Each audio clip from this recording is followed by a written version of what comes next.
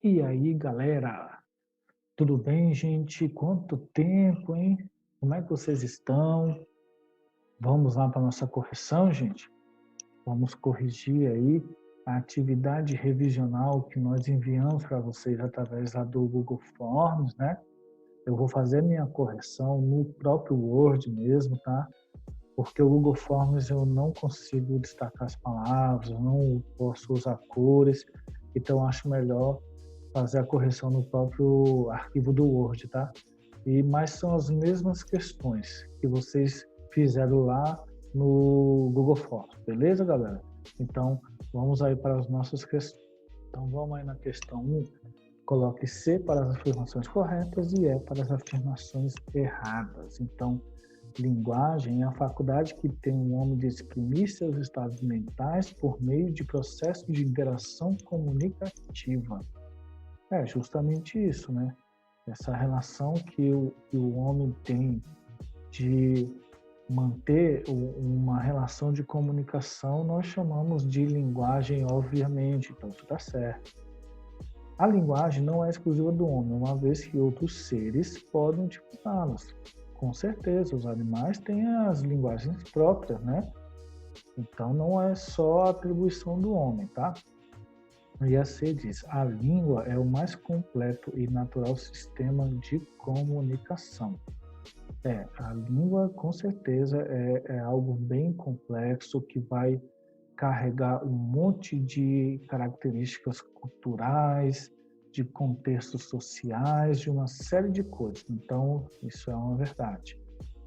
Aí a D diz, a língua é estática, já começou errado, né? Porque a língua ela não é estática. A língua ela é algo que está em constante mudança. Se isso não acontecesse, nós não estaríamos falando a língua portuguesa hoje, provavelmente. Então, nem preciso continuar.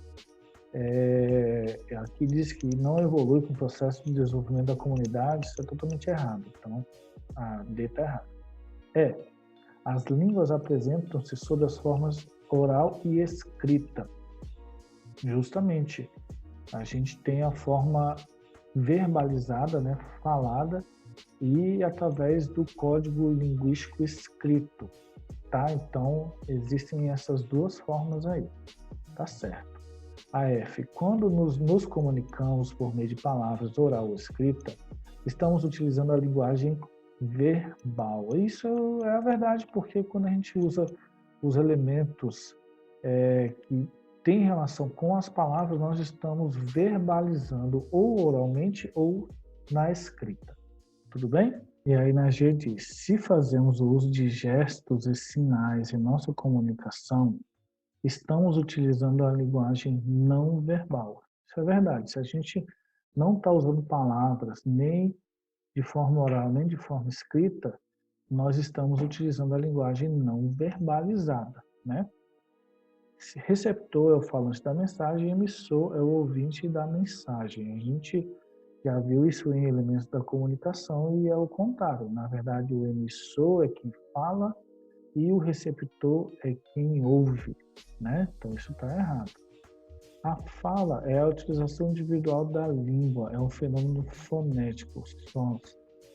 É isso aí. A gente tem a língua como se fosse algo atrelado ao conjunto e a fala é a manifestação dos nossos posicionamentos, da nossa forma de pensar, a expressão até mesmo do nosso pessoal. Isso é a fala, tá certo. A língua está sempre atualizada com novas palavras, por isso move-se rapidamente.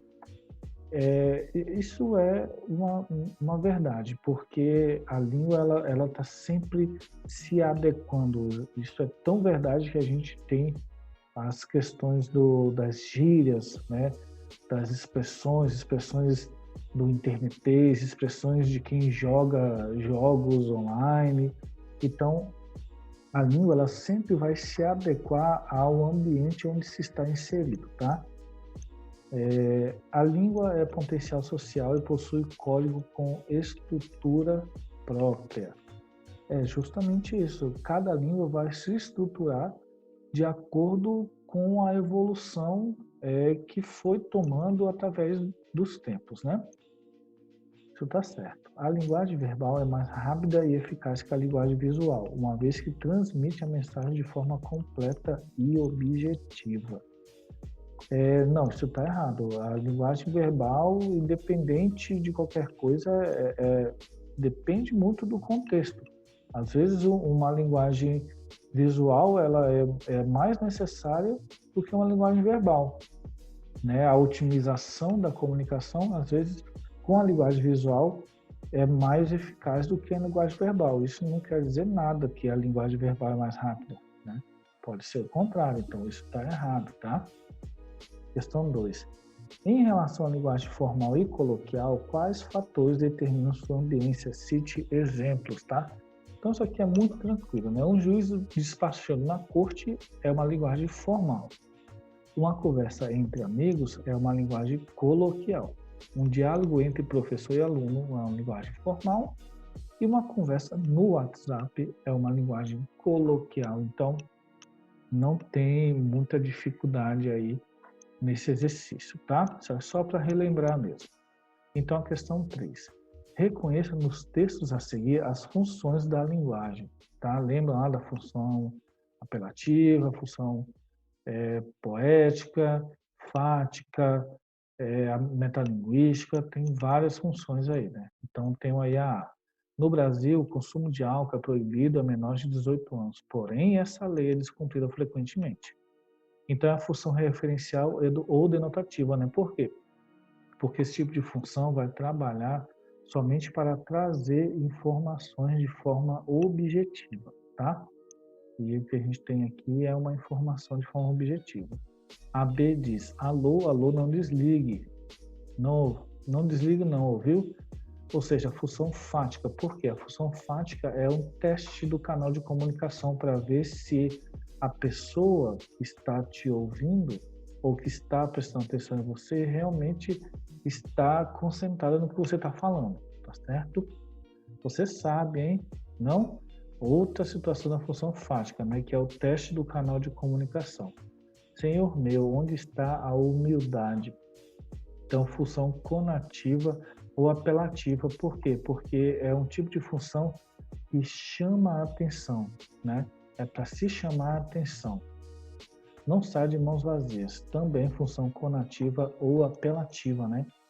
Porque além de chamar a atenção, também tem um contexto de influenciar de alguma maneira, tá? Pensar eu que o teu destino ligado ao meu outro fora. Então, função emotiva ou expressiva, né? Por quê? Porque você percebe muito bem o uso do eu lírico em primeira pessoa. Tá vendo aqui, ó? Eu, meu. Então, isso é a função emotiva ou expressiva, tá certo? 4. Sobre a coerência textual, é incorreto afirmar: a coerência é uma conformidade entre fatos ou ideias própria daquilo que tem nexo, conexão. Portanto, podemos associá-la ao processo de construção de sentidos do texto e a articulação das ideias. Isso é a síntese perfeita da coerência textual, tá? Se vocês puderem até anotar isso daí, isso é muito, muito importante, muito sucinto sobre a definição de coerência textual. Tá certo.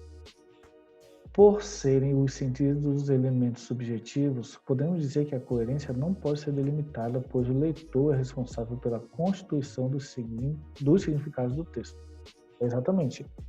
A questão da interpretação textual é uma coisa muito particular. Lógico que a gente tem algumas técnicas, né, para ter uma interpretação textual coerente, mas essa interpretação ela vai partir sempre daquilo que se tem de conhecimento de mundo, da visão particular, pessoal que se tem de mundo, tá certo? Então, isso daí tá correto, tá? A coerência é imaterial e não está na superfície textual. Compreender aquilo que está escrito dependerá dos níveis de interação entre o leitor, o autor e o texto. Por esse motivo, um mesmo texto pode apresentar múltiplas interpretações. É o que eu acabei de falar. A visão particular, a visão pessoal, o subjetivismo tem muita relação com o que se tem de compreensão sobre o mundo e sobre as coisas que nos cercam, tá certo? Então, essa definição também está bem estipulada aqui, bem estabelecida. A D, a não contradição, a não tautologia e o princípio da relevância são elementos básicos que garantem a coerência textual. Não contradição é isso mesmo, é não ter um texto incoerente, onde as coisas elas não vão fazer sentido, né? Então, quando a gente tem uma situação que existe uma coerência, né, no que se não se entra em contradição, a gente vai garantir aí uma melhor compreensão textual, tá? Não tautologia é a questão da repetição constante dos termos, né? Que vai deixar o texto, estilisticamente falando, mais engessado. Isso não é muito interessante, tá? Porque causa até uma fadiga você ficar lendo um texto muito repetitivo, né? E o princípio da relevância são elementos básicos perante a coerência textual. Então, tudo isso aí está correto. A E diz: a coerência textual dispensa o uso adequado dos conectivos. Já começou errado aqui, né? A boa coerência, na verdade, a boa coesão é o que também mantém a coerência. Que conectivos são esses? São os pronomes, são as conjunções, são as preposições. Se não existir uma boa relação entre os períodos e esses conectivos, com certeza vai haver também uma falha da coerência textual. Então, essa opção está errada, tá certo? Questão 6. Estabeleça a coesão do texto abaixo, valendo-se de expressões que substituam o excesso de emprego da palavra golfinho. Utilize expressões que, mesmo não oficiais, possam servir como substitutas. Então, a gente tem um texto aqui onde há uma extensa repetição aí do substantivo golfinho, e eu trouxe aqui uma nova maneira de se usar aí o golfinho sem repetir necessariamente, mantendo uma coesão textual mais bem apurada, tá? Então aqui, ó, o golfinho nada velozmente e sai da água em grandes saltos fazendo acrobacias. É um mamífero e, como todos os mamíferos, só respira fora d'água. Aí já a primeira repetição eu troquei aqui por ele. O golfinho vive em grupos, fica ele vive em grupos e comunica-se com outros golfinhos. Aí eu fiz uma elipse de golfinhos aqui e só deixei outros, porque vai ficar coerente do mesmo jeito e não vai haver repetição. Ele vive em grupos e comunica-se com outros, tá certo? Através de gritos estranhos que são ouvidos a quilômetros de distância. É assim que golfinho, aí no caso, é assim que o animal pede ajuda quando está em perigo ou avisa os golfinhos onde há comida. Ou seja, eu toquei os golfinhos aqui por outros, avisa aos outros, e aí a gente evita outra repetição. O golfinho aprende facilmente os truques que o homem ensina, e é por isso que muitos deles, eu toquei deles aqui por muitos golfinhos, são aprisionados, treinados e exibidos em espetáculos em todo o mundo. Então, nós conseguimos aí enxugar essa quantidade enorme aqui da palavra golfinho para somente duas menções, né? No início e no fim do texto aqui, tá? Tirando a questão da redundância textual aí, tá certo? Então, façam dessa forma aqui. Então, a questão 6. Forme palavras cognatas tendo em vista os modelos, né? Então, isso aqui vai ter muita relação com a questão da derivação dos termos, né? Eu tenho uma palavra primitiva e eu quero construir ou formar uma outra palavra, né? Uma palavra derivada. Então, ceder vira cessão, expelir vira expulsão. Então, conceder vira concessão, aceder vira acessão, interceder vira intercessão e suceder sucessão. Então, compelir vira compulsão, repelir repulsão, impelir e impulsão. Isso aqui é muito tranquilo, é muito fácil e vocês, que são bem inteligentes, vão fazer isso de forma muito tranquila. Questão 7. Sobre a intertextualidade estão corretas, exceto a intertextualidade, tenho estudado pela linguística textual, é um elemento recorrente na escrita de textos.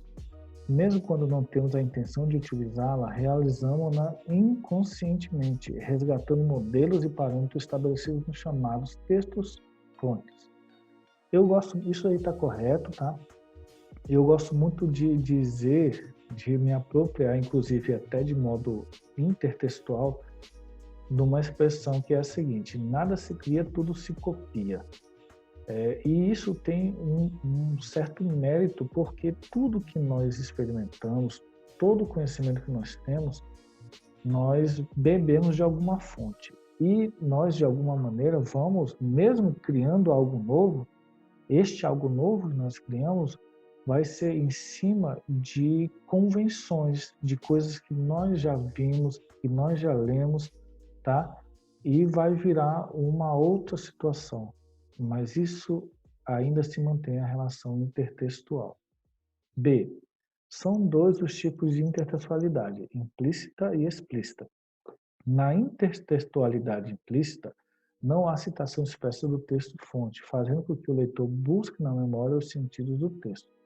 Já na intertextualidade explícita, ocorre a citação da fonte do intertexto, exatamente. A pessoa pode tanto optar por fazer uma menção indireta quanto a direta, tá certo? C. A intertextualidade não interfere na construção de sentidos do texto. Trata-se apenas de um recurso estilístico utilizado para deixar mais interessante. Isso aí fere totalmente o que é a intertextualidade, né? Porque essa construção de sentido ela vai se dar justamente por você, através das experiências que você tem, ter observado aquilo que você está lendo, mas escrito ou tratado de uma outra forma. Então, é o contrário disso, né? São os sentidos relacionados principalmente à memória que vão fazer que faça sentido a intertextualidade, beleza? Então, essa C está errada por isso. D. Podemos dizer que a intertextualidade é a influência de um texto sobre o outro. Todo texto, em maior ou menor grau, é um intertexto, pois durante o processo de escrita acontecem relações dialógicas entre os textos que escrevemos e os textos que acessamos ao longo da vida. Então, é sobre o que nós estamos tratando aqui, né? Essa situação de se construir um texto, sempre você vai perceber que existe algum elemento que você citou de algum lugar que você ouviu falar e achou interessante. Aí, às vezes, a gente faz até como algum que fala, né? A gente faz sem perceber isso daí. Por quê? Porque a gente usa parâmetros para definir tudo que nós temos aí como pensamento. Então, vamos para a próxima questão aqui. E aqui na questão 8. Minha terra tem macieiras da Califórnia, onde cantam gaturamos de Veneza. Os poetas da minha terra são pretos que vivem em torres de ametista. Os sargentos do exército são monistas, cubistas. Os filósofos são polacos, vendendo as prestações. A gente não pode dormir. Com os oradores e os pernilongos, com os moradores e pernilongos. Os sururus em família têm por testemunha a Gioconda. Eu morro sufocado em terra estrangeira. Então, a gente não precisa nem falar muita coisa, porque a gente sabe que isso é o intertexto da canção do exílio do Gonçalves Dias, né? E aí eu pedi, tem um finalzinho aqui, né? Nossas flores são mais bonitas, nossas frutas mais gostosas, mas custam 100 mil réis a dúzia. Aí, a respeito do texto acima, que indícios demonstram que se trata de um intertexto? Então, é um intertexto baseado em Canção do Exílio de Gonçalves Dias. Ele usa basicamente toda a construção de Canção do Exílio, né? Já iniciando até mesmo com Minha Terra, que é Minha Terra tem palmeiras onde canto sabiá. E só que alguns afirmam que esse texto, Canção do Exílio, é o texto que mais houve reprodução intertextual aí na história da literatura brasileira, tá certo? Então vamos para 9. Assinale a série em que apenas um dos vocábulos não possui dígrafos, né? Então, se a gente observar, ó, folha, LH é dígrafo, CH, ficha é dígrafo, NH é dígrafo, fecho é dígrafo. Todos esses, lento, LH, CH, NH, CH, são dígrafos consonantais. E em, on, in, são dígrafos vocálicos, né? Aí eu tenho aqui, ó, GU é um dígrafo, queijo é um dígrafo, só que 4 não é dígrafo, né? O que vem a ser o dígrafo? O dígrafo é quando eu uso duas letras, né? Que vão se traduzir em uma só fonética, ou seja, eu tenho duas escritas, dois dígrafos, né? Di é dois e grafos é escrita. Então, são duas escritas, só que emite somente uma sonoridade. Águia, queijo e quero, essas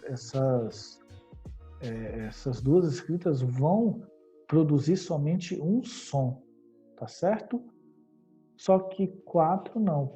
Cu, a, você percebe que são 2 sons, tudo certo? Então, nesse caso, 4 não é dígrafo, tá, galera?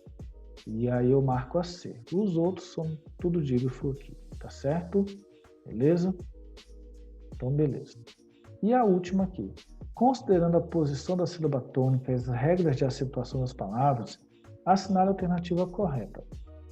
As palavras garoto, história, feliz e nariz do texto 1 são palavras proparoxítonas e livro, dicionário, terminar e nunca do texto 2 são palavras oxítonas. Eu não coloquei o texto, tá? Porque não tem necessidade. Só pelas palavras aqui a gente já consegue trabalhar, tá certo?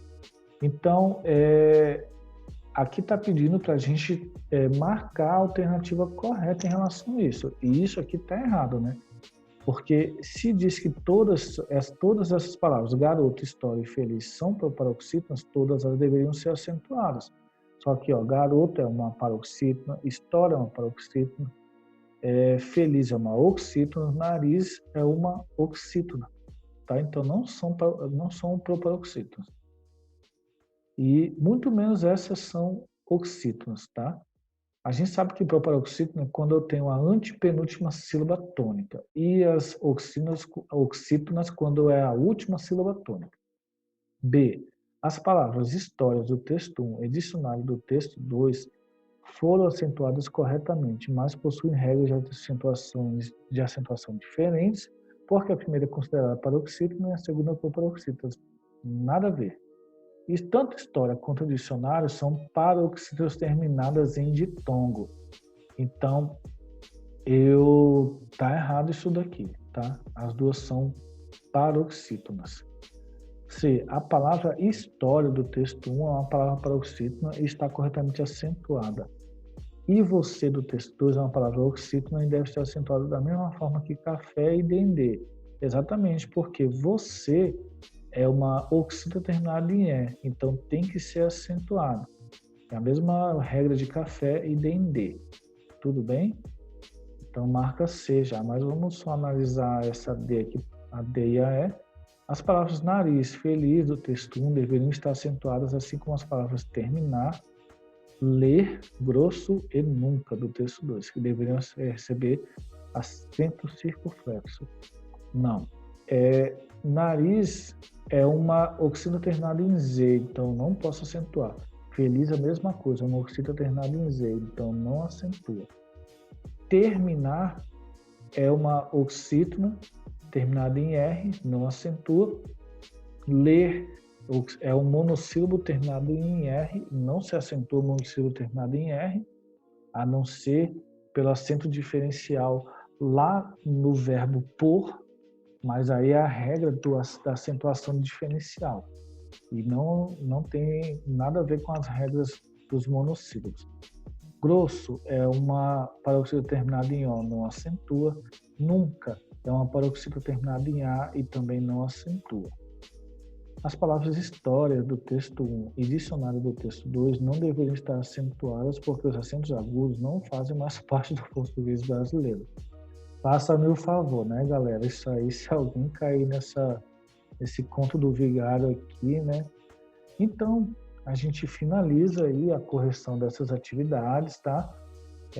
Lembrando que essa próxima semana vocês vão ter um tempo aí para se organizarem, né, para rever aulas ou ver aulas que vocês não viram, fazer atividade que vocês não fizeram, porque nas próximas semanas a escola vai ter aí alguma novidade para vocês, tá? Eu tenho certeza que vocês vão gostar dessa novidade. Em breve vocês vão ficar sabendo, tá certo? E continuem aí no foco, estudando, ficando quietinho dentro de casa, tá certo? Então, um abração para vocês e até o próximo encontro.